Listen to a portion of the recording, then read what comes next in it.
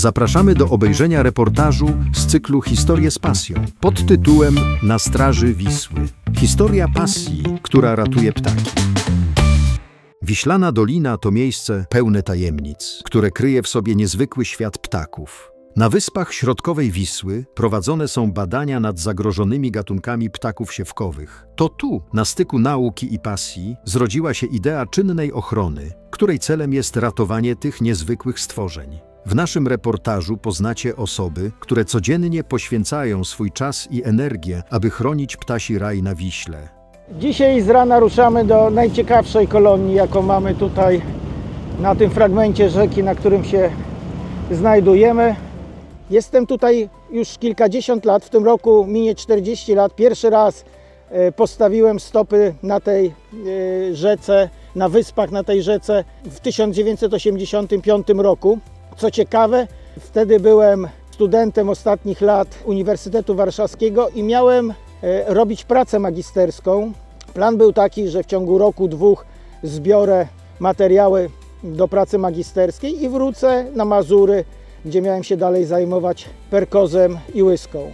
No już po 2-3 tygodniach wiedziałem, to jest miejsce, w którym się zakochałem. Krajobrazy, ptaki spowodowały to, że postanowiłem zostać tutaj na długo. Badania prowadzimy na takie najbardziej intensywne, na 60 kilometrach biegu rzeki od Dęblina do ujścia Pilicy. Baza terenowa jest mniej więcej w połowie tego fragmentu rzeki, we wsi Wróble, niedaleko Maciejowic. Może się wydawać, że taka baza, po co w ogóle jest taka baza? Otóż trzeba sobie zdawać sprawę, że nasz harmonogram dnia wygląda w ten sposób, że pobudka 5, 6, a powrót do bazy przy zmierzchu, w zależności od tego, czy to jest kwiecień, czy to jest czerwiec, to mamy godzinę 20 lub godzinę 22. I tak dzień w dzień przez 3 miesiące. My właściwie w okresie między kwietniem a końcem lipca jesteśmy gośćmi we własnych domach. Ta baza jest absolutnie niezbędna, żeby móc mieć ciągłość badań bądź działań ochronnych, które tutaj prowadzimy. Jakby mi ktoś 25 lat temu powiedział, że ja będę się kiedykolwiek zajmował ochroną ptaków, to bym mu się po prostu roześmiał w twarz. Jestem zwierzęciem naukowym i zawsze myślałem, że do końca życia będę tylko i wyłącznie się zajmował nauką. Ale przyszedł dzień, kiedy zobaczyłem, że obiekt badań, który jest równocześnie miłością mojego życia, czyli mewa siwa, liczebnie coraz bardziej spada. Zacząłem o tym rozmawiać z kolegami. No i wówczas zostałem postawiony niejako przed takim moralnym dylematem, co mam zrobić, bo mój kolega powiedział: ty wiesz, że te mewy giną. Ty je znasz, więc jedyną osobą, która może je chronić, jesteś ty. Znaczy, odpuść naukę, przynajmniej częściowo, i musisz zacząć się nią chronić, inaczej będziesz ją miał na sumieniu i nie będzie jej w Polsce. Nie odpuściłem jednak nauki, ale ona zajmuje mniej więcej 1/3 czasu mojego aktywności zawodowej.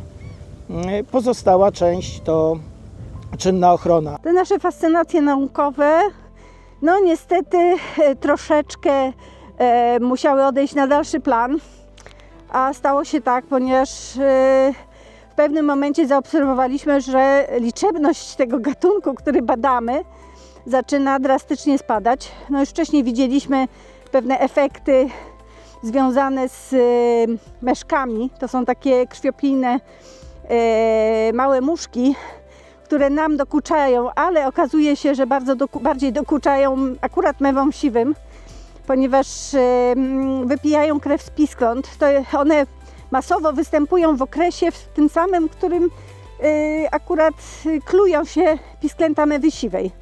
No i efekt jest taki, że ptaki dorosłe nie wysiadują, latają nad kolonią, pisklaki padają ofiarą tych krwiopijnych meszek.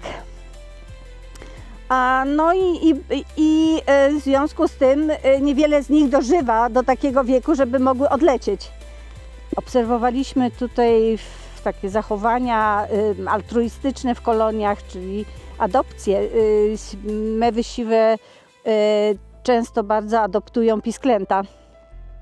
czyli takie pisklęta, które są głodne, wędrują sobie po kolonii, znajdują opiekę, ogrzewanie, pokarm u innych par.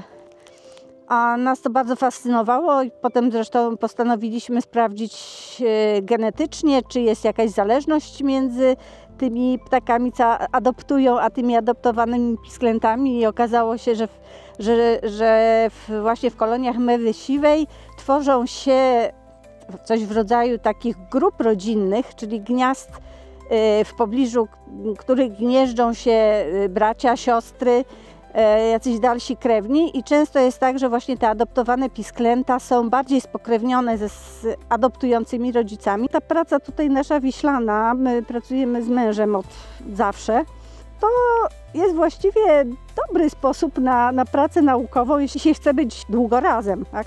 My braliśmy tutaj ze sobą naszego starszego syna, nosiliśmy go w nosidełku po wyspach, bawił się w piasku wiślanym. Siedział w namiocie, pomagał nam przy łapaniu ptaków, no i dzięki temu byliśmy razem. To jest ważne, tak? Jeżeli oczywiście ktoś takiej bliskości potrzebuje i chce być razem. Jesteśmy na wyspie, gdzie od wielu lat stawiamy ogrodzenia elektryczne i rokrocznie wychodzi do żywa, do opierzenia kilkadziesiąt piskląt.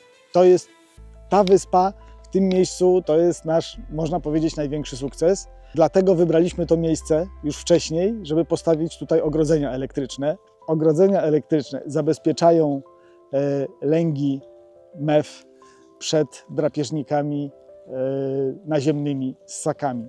Natomiast nie zabezpieczają przed drapieżnymi ptakami. Drugim sposobem, który pozwala nam chronić lęgi, jest zabieranie jaj mewom i wymiana ich na atrapy. Ręcznie malowane, drewniane jaja, które podkładamy w zamian za jaja mew. Natomiast naturalne jaja mew zabieramy do inkubatorów i przez 3 tygodnie zajmujemy się nimi my. Śmieję się, że w zasadzie my za mewy wysiadujemy te jaja.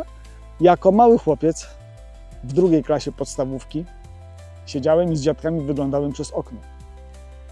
Przylatywały śmieszki i ja tak mówię, kurczę, jakie fajne ptaki, chciałbym kiedyś się nimi zajmować. Więc zacząłem obserwować ptaki tak, jako domorosły ornitolog.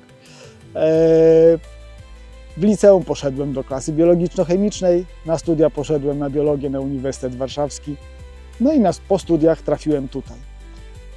I po pierwszym sezonie tutaj wracałem do domu niesłychanie wzruszony, ponieważ pierwszy raz w życiu miałem okazję zobaczyć cały cykl, który ptaki tutaj przechodzą, czyli w momencie, kiedy przylatują, odbywają gody, składają jaja, potem z te jaja się wykluwają, one o te jaja dbają, o te pisklęta dbają, karmią je, wychowują i potem te pisklęta wylatują już jako odchowane młode osobniki. To było coś niesamowitego, coś, co ja sobie jako mały chłopiec wymarzyłem i nie sądziłem, że to się kiedykolwiek spełni. Praca na Wiśle to codzienna walka o zachowanie równowagi w tym unikalnym ekosystemie. Dzięki pasji i zaangażowaniu osób, które poświęciły się ochronie mew i rybitw, możliwe jest stworzenie warunków dla przetrwania tych zagrożonych gatunków, a ich determinacja daje nadzieję na przyszłość, nie tylko dla ptaków, ale i dla całego środowiska Wisły. Zachęcamy do odwiedzenia naszej strony internetowej www.eog.gov.pl/kampania, gdzie znajdziecie pełną ofertę produktów związanych z naszą kampanią. Nie przegapcie żadnych nowości. Dziękujemy za uwagę i zapraszamy do kolejnych odsłon. Kampania finansowana ze środków funduszy norweskich i EOG.